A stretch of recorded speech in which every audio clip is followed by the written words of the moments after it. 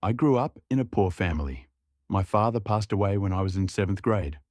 My mother worked as a maid, and I started tutoring kids to earn money. Since then, I had only one dream, that my little sister, Megla, would study well and become something great. I gave up my own college admission so she could get hers. I never bought new clothes, but I bought her books. Every time I saw her smile, it felt like all my struggles were worth it. She used to tell me, "Brother, one day I'll make you proud." And I always said, "You already do, Megla." When she got into university, I started working at a construction site.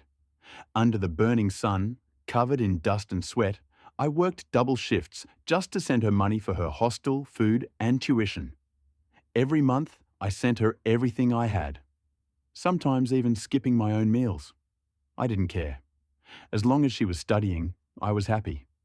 I used to see her pictures online, new dresses, new phone, new friends, and I thought, my sister is living the life I dreamed of. But what I didn't realize was she was slowly changing. One day, her university had an annual festival. I decided to surprise her. I bought her favorite flowers and went there, wearing my dusty work clothes. When I saw her, I smiled. "Megla, how are you?" I said. She looked at me, shocked, and her friends turned around. Then she said something I'll never forget. "Why are you here?" "My friends are around." One of her friends asked, "Who's that guy?" And she said, "Just some worker from my village." That sentence hit me like a knife. The girl I raised, the one I sacrificed everything for, was ashamed to call me her brother.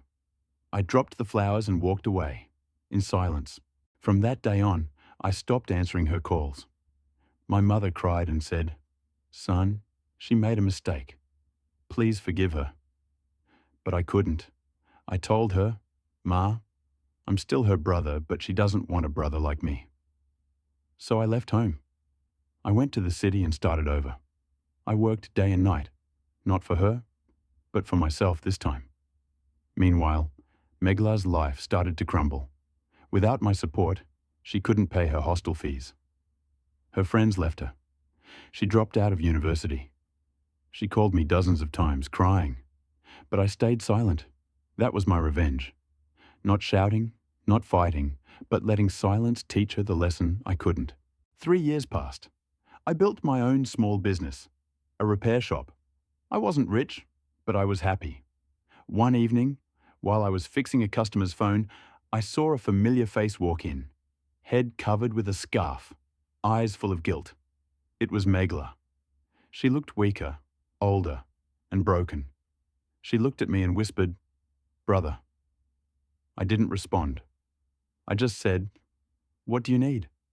She stood still for a moment, then fell to her knees, crying. "I'm sorry. I was so stupid. No one has ever loved me like you did." For the first time in years, I felt tears in my eyes too. I helped her stand up and said, "Do you remember what you told me that day?"